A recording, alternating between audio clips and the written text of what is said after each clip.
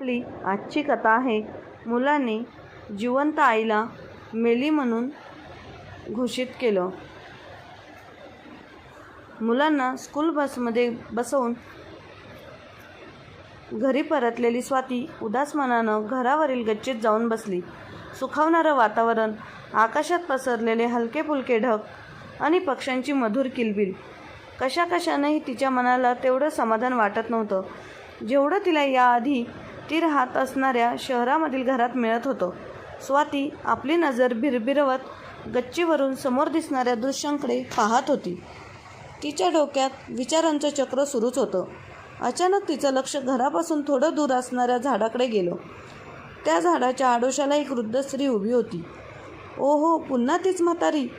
कशाला तिथून ती माझ्या घराकडे पाहते?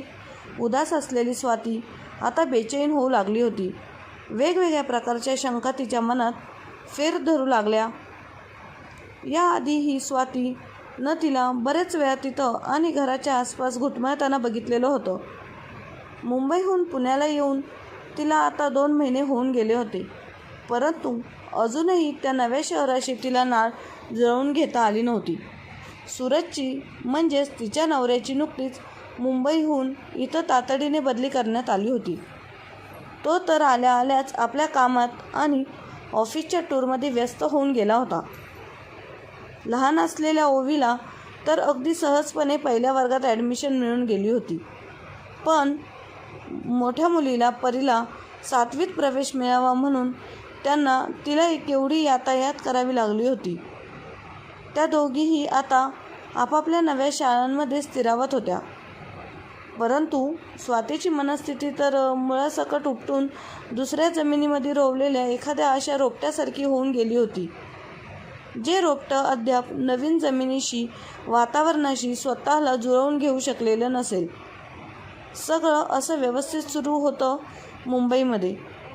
तिला छान नोकरी होती. इथे न जवळपास कुठलं एखादं चांगलं डे केअर सेंटर होतं, न कुठली एखादी विश्वासाची कामवालीही मिळत नव्हती. तिचं करिअर तर जवळपास पूर्णपणे उद्ध्वस्तच झालं होतं. आधीच या सर्व गोष्टींचा ताण तिच्या मनावर आला होताच, आणि त्यातून आता हे म्हातारीचं प्रकरण. ती म्हातारी आपल्या घराची टेहळणी तर करीत नसेल ना?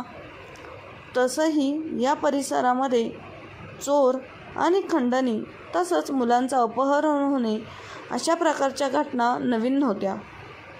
विचार करून स्वातीचं डोकं फुटायची वेळ आली होती. 2 दिवसानंतर सूरज टूरवरून घरी परतला. तेव्हा स्वाती त्याला त्या म्हातारीबद्दल बोलली. आता सूरजलाही काळजी वाटू लागली. ठीक आहे, पुन्हा कधी जर असं झालं तो वॉचमनला सांगशील, तो ठेवील तिच्याकडे लक्ष. नाहीतर मग पाहू, पोलिसांकडे सुद्धा तक्रार करू, सूरज म्हणाला.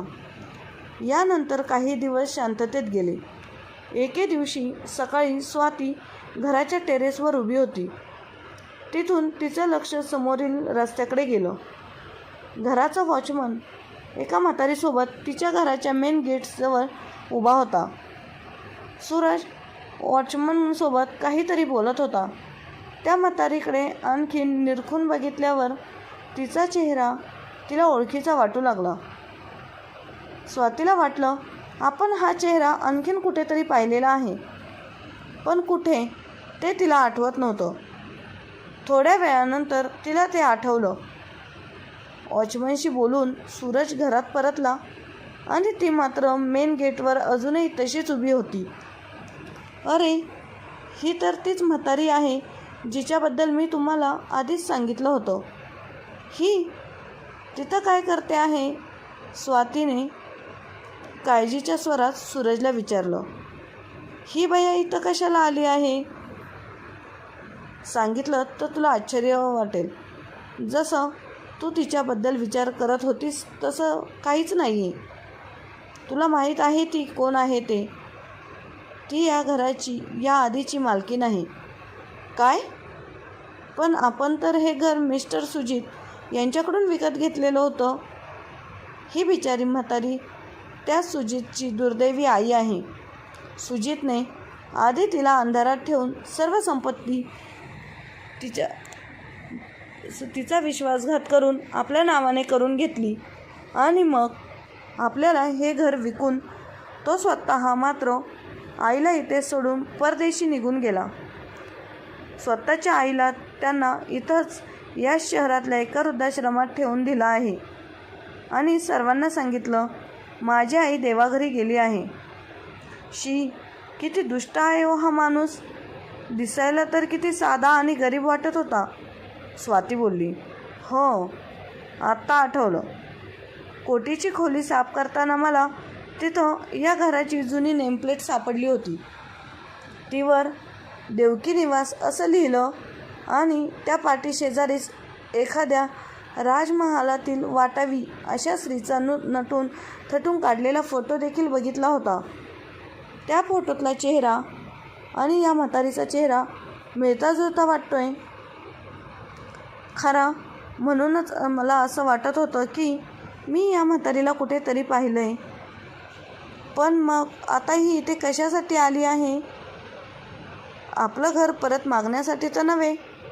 नाही, आज हिच्या नवऱ्याचं प्रथम वर्षश्राद्ध आहे. आपल्या पतीचा घरातल्या ज्या खोलीत मृत्यू झाला त्या खोलीमध्ये ती प्रज्वलित करून तिला प्रार्थना करायची आहे. त्यानं काय होणार आहे? माझा तर बाई असल्या गोष्टींवर अजिबात विश्वासच नाही.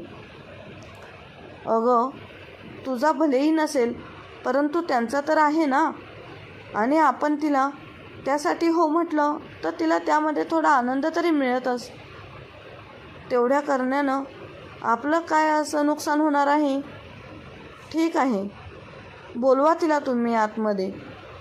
अनिच्छेने का असेना स्वातीने पतीचं म्हणणं मान्य केलं. देवकी आजी आत आल्या. क्षीणकाय अंगात जुनी सुती साडी, मोठमोठ्या डोळ्यांच्या कोपऱ्यात काही सुकलेले तर काही अजूनही वाहणारे अश्रू. देवकी आजी घरात आल्या आणि आत येऊन त्यांनी सूरज आणि स्वातीला अनेक आशीर्वाद दिले. कधी काही स्वतःच्या असलेल्या आणि आता परक्या झालेल्या त्या घराकडे त्या डोळे भरून पाहत होत्या. त्यांच्या त्या डोळ्यांसमोरून त्या घराबद्दलच्या कितीतरी आठवणी, सुखदुःखांचे असंख्य क्षण झरकन तरळून गेले.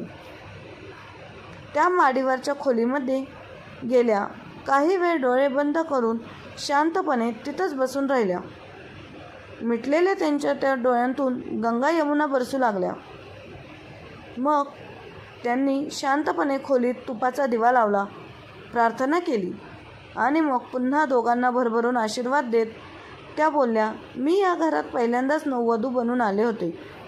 वाटलं होतं की आता या घरातून बाहेर पडेन ते तिरडीवरच. पण बोलता बोलता देवकी आजीचा गळा भरून आला. कंठातून शब्दही बाहेर पडेनात. हीच खोली होती माझी. किती वर्ष हसत खेळत घालवले मी इथं माझ्या प्रेमाच्या माणसांसोबत. पण सुजितचे वडील जाताच तिचे डोळे पुन्हा भरून आले. गळ्यात हुंदका दाटून आला. स्वाती आणि सुजित निशब्द होऊन त्यांचे बोलणे ऐकत होते. या घराशी असलेल्या आठवणी सांगत सांगत थोड्या वेळाने देवकी आजी जागच्या उठल्या आणि जड झालेल्या पावलांनी त्या बाहेर जाऊ लागल्या. असं वाटत होतं की जणू त्यांची पावलं इथं खेळलेली आहेत. घराचा उंबरठा ओलांडून जायचा त्यांचं मन होत नाही आहे. पण आता घराबाहेर तर निघायलाच हवं होतं. देवकी आजींच्या मनाची ही अवस्था दोघांनाही समजत होती. आपण जरा बसा, मी आलेच हं, म्हणत स्वाती देवकी आजींना तिथंच थांबवत खोलीच्या बाहेर आली आणि हातानेच इशारा करत तिनं सूरजलाही बाहेर बोलावलं. मग ती त्याला सांगू लागली, अहो ऐका ना, मला ना एक खूप झक्कास कल्पना सुचली आहे, जिच्यामुळे आपलं जगणंही अधिक सुसह्य होईल आणि यांच्या दुःखी मनालाही बरं वाटेल.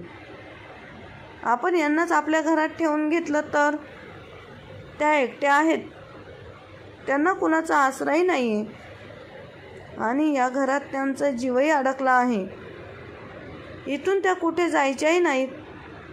आणि आपण त्यांना इतर वृद्धाश्रमात त्यांना मिळणारे जेवण व कपड्यालत्त्यापेक्षा अधिक चांगलं जेवण व कपडालत्ताही देऊ शकू. तुझं म्हणणं आहे की नोकरांप्रमाणे त्यांना वागवायचं आहे, होय ना स्वाती? नाही नाही, नोकरासारखं नव्हे. आपण काही त्यांना पगार वगैरे नाही देणार. कामासाठी तर आपल्याकडे बाई तर आहेच. त्या घरात राहतील तर घरातल्या माणसाप्रमाणे कामवाली बाई, घरात येणारे जाणारे यांच्यावर त्यांची नजरही राहील. आपल्या मुलांकडेही त्यांचं लक्ष राहील. या घरी राहिल्यात तर मीही आरामात नोकरीवर जाऊ शकेल. पण मग ऑफिसमध्ये गेल्यावर मलाही घराची, मुलांच्या खाण्यापिण्याची काळजी नाही राहणार. आयडिया तर छान आहे, पण त्यासाठी कबूल होतील का? का नाही होणार? आपण त्यांना अशा घरात राहू देणार आहोत ज्यावर त्यांचा फार जीव आहे. अनेक आठवणी या घरात गुंतलेल्या आहेत. जे घर त्या बाहेरून लपून छपून हळत असतात. आणि जर ही बाई या घराची मालकीण बनून त्यावर आपला हक्क सांगू लागली तर काय करायचं? तर काय झालं? घर तर आपल्याच नावानं आहे ना. काय करू शकणार आहेत? आणि आता त्यांचं आयुष्य तरी किती शिल्लक उरलंय? ठीक आहे, तू बोलून पहा. सूरजने संमती दिली. स्वाती सावधतेने देवकी आजींशी बोलू लागली. म्हणाली, हे बघा, तुम्हाला इच्छा असेल तर तुम्ही इथं राहू शकता. स्वातीनं हा अचानक समोर मांडलेला प्रस्ताव ऐकून म्हातारी नजर विस्फारून तिच्याकडे पाहू लागली. आपण खरंच या शहरात राहू शकू? कल्पनेनंच ती क्षणभर सुखावून गेली आणि लगेच तिच्या डोळ्यातील चमक नाहीशी झाली. आजच्या जमान्यात जिथं पोटच्या मुलांनाही त्यांना हे सांगून घराबाहेर काढलं होतं की एवढ्या मोठ्या घरात भूतासारखं एकटं राहण्यापेक्षा तिनं वृद्धाश्रमात राहणं अधिक श्रेयस्कर आहे.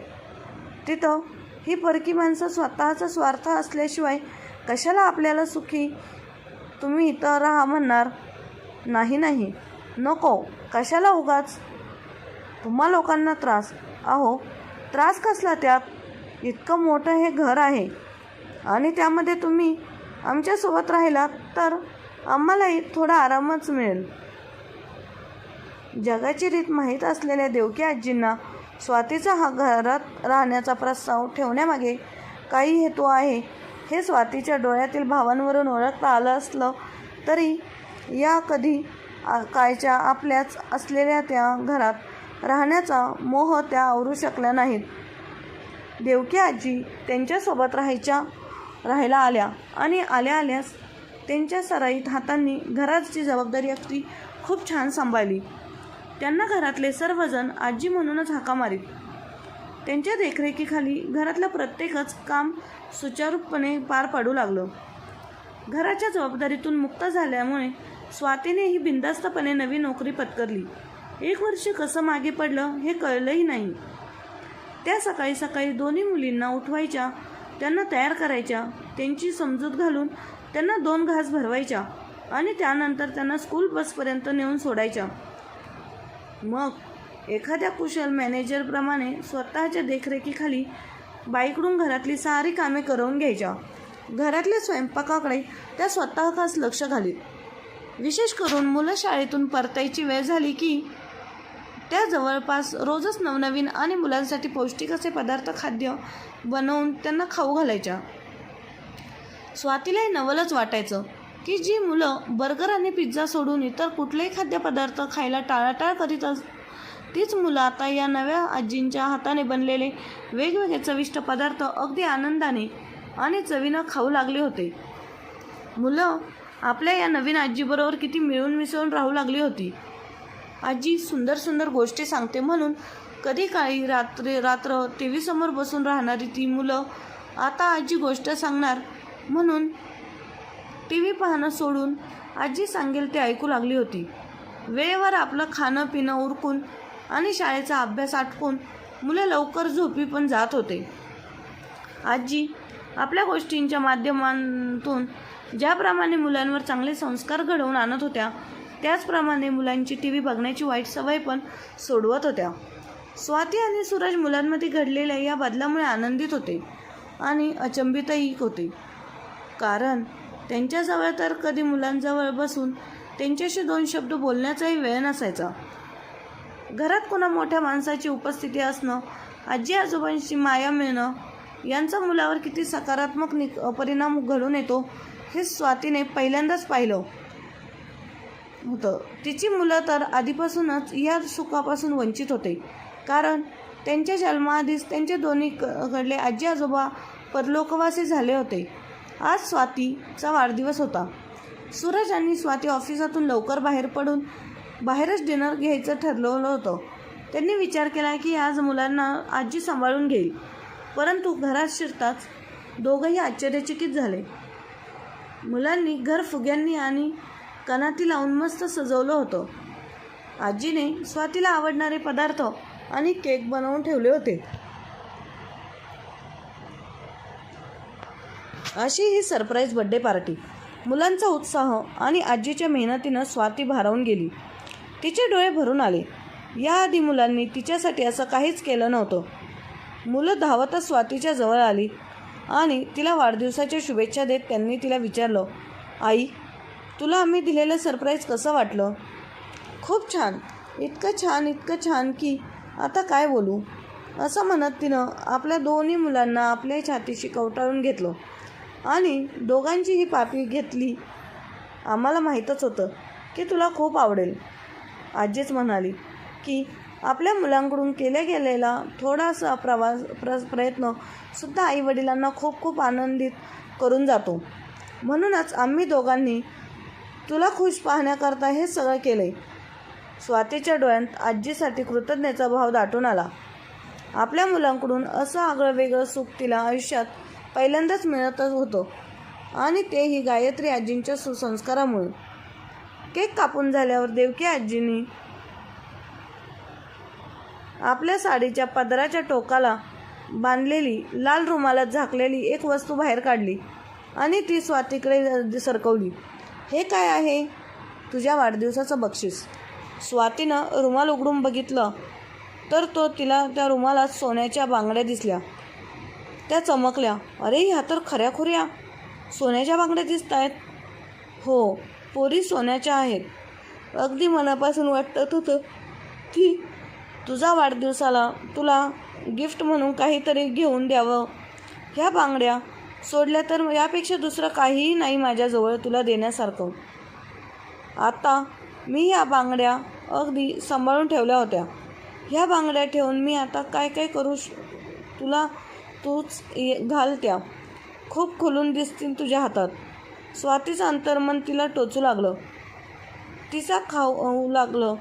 जिला तिनं गरजू म्हातारी समजून आपला स्वतःचा स्वार्थ साधून ठेवून घेतलं.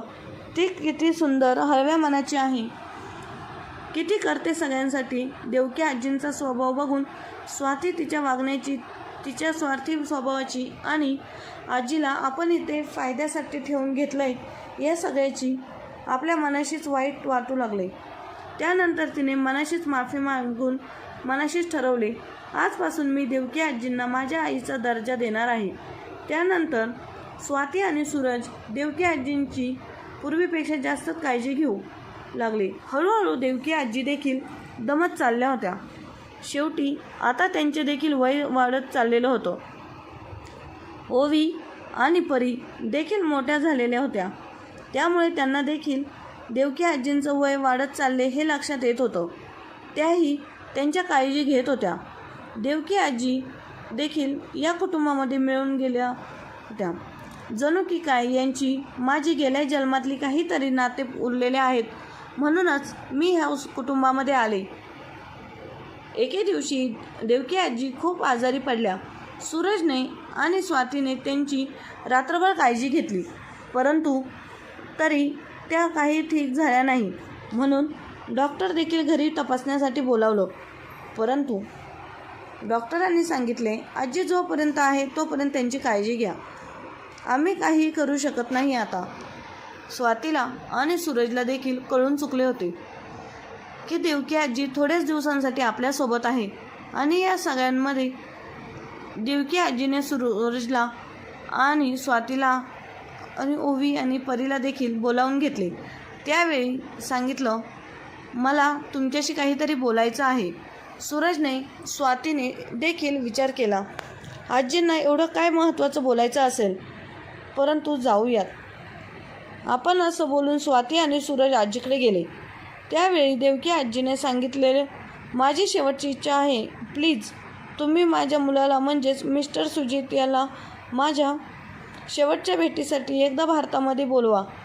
त्यावेळी सूरज आणि स्वातीने देखील हो हो म्हणून सांगितलं. नंतर स्वाती देखील सूरजला म्हणाली, आजीची शेवटची इच्छा आहे तर प्लीज काहीतरी कारण सांगून मिस्टर सुजितला तुम्ही इकडे बोलवा. सूरजने देखील होकार दिला आणि सुजितला फोन केला. सुजित देखील भारतात येण्यासाठी तयार झाला. तिसऱ्या दिवशी सुजित देवकी निवासमध्येच सूरज आणि स्वातीच्या घरी आला. घरी आल्याच्या नंतर त्याला स्वातीने सुजितला चहा कॉफी विचारले. त्यानंतर बोलता बोलता सहज सुजितच लक्ष बेडरूमकडे गेलं. बेडवर एक झोपलेल्या आजी दिसल्या. न राहून सुजितने देखील सुजितला विचारले, तुम्हाला तर आईबाप कोणी नव्हते ना, मग या आजी कोण? सूरज आणि स्वातीने सांगितले, आमच्या आई वडील आम्हाला लवकर सोडून गेले, परंतु त्यानंतर देवाने आम्हाला एका आईला परत पाठवले, तीच ही आमची आई. सुजितने देखील सूरज आणि स्वातीकडे आश्चर्याच्या नजरेने पाहिलं. सूरजने सांगितलं, आता माझी आई खूप आजारी आहे. डॉक्टरांनी सांगितले थोडेच दिवसांसाठी ते तुमच्यासोबत आहे. हे ऐकल्यानंतर सुजित देखील नाराजच झाला जरा आणि सूरजला सांगू लागला, माझे बाबा तर लवकर गेले, पण आई लगेच त्यानंतर गेली. मला देखील माझ्या आईची खूप आठवण येते, त्यामुळेच मी भारत सोडून अमेरिकेला राहायला गेलो. हे सगळं सुजितचं खोटं बोलणं स्वाती आणि सूरज ऐकत होते.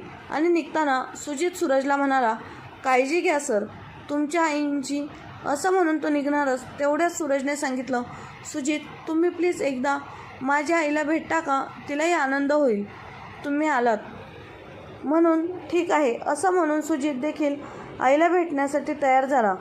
सूरज, स्वाती आणि सुजित बेडरूममध्ये गेले. आजीच्या बाजूला परी आणि ओवी आजीचे पाय दाबत बसलेल्या होत्या आणि आजीचा चेहरा सुजितने बघितला.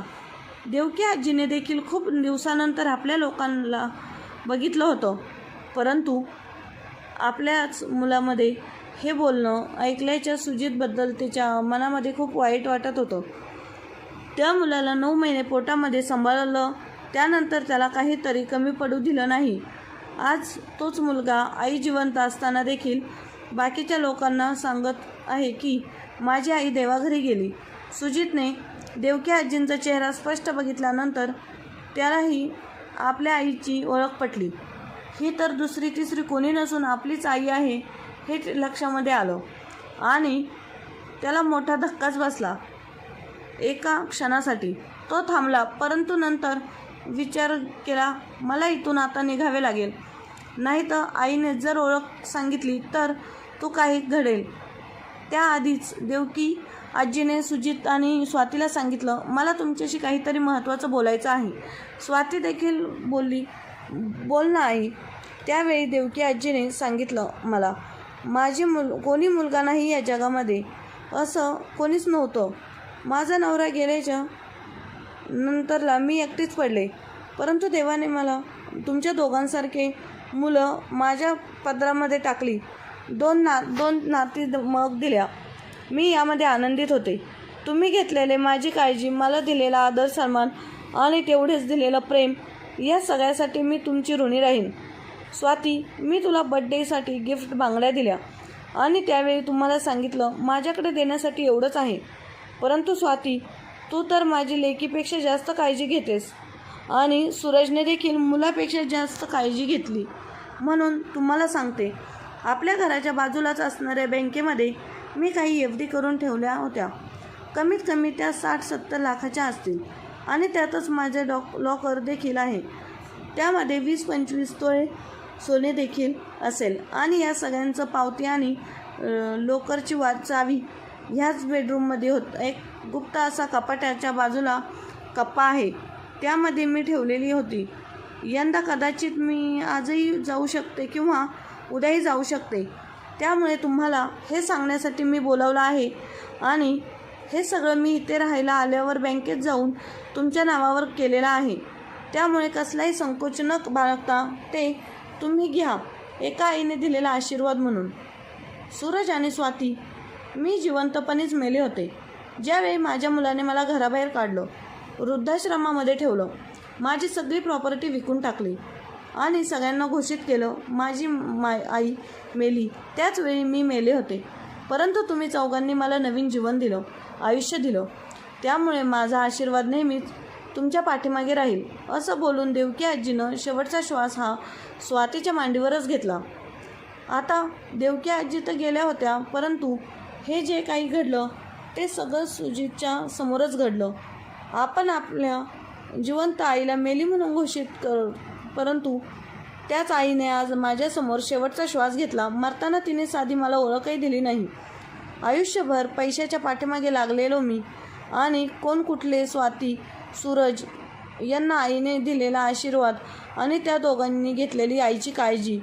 का मी माझ्या आईला जिवंतपणेच मारला असेल आणि मरताना तिने मला मी तिचा मुलगा आहे हे समोर असून देखील तिने एकाही शब्दाने काही सांगितलं नाही. याच कारणासाठी तिने मला इथे बोलावलं असावं. देवा, मला माफ कर, मी चुकलो, असं म्हणून सुजित जसा रडायला लागला.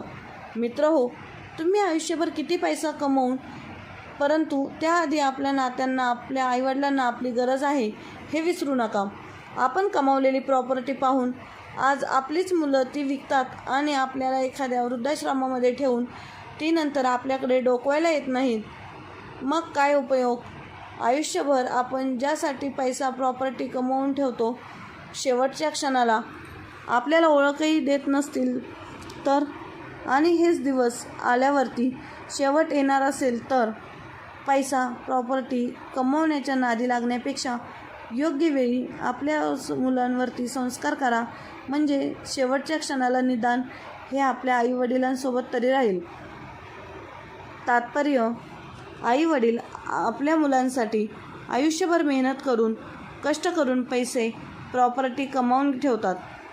त्याच मुलांना चांगलं शिक्षण देतात, परंतु तेच मुलं जॉबला लागल्यानंतर त्यांना म्हाताऱ्या आईवडिलांचा कंटाळा येतो आणि सरळ सरळ आईवडिलांना वृद्धाश्रमामध्ये ठेवून जिवंतपणेच त्यांना मारून टाकतात. म्हणून आईवडिलांनी मुलांना पैसा कमवण्यापेक्षा संस्कार कमवा आणि त्यात सुसंस्काराने शेवट होणार आहे हे लक्षात ठेवा. आजची कथा कशी वाटली? आवडली असेल तर नक्की लाईक, शेअर करा आणि सबस्क्राईब करा.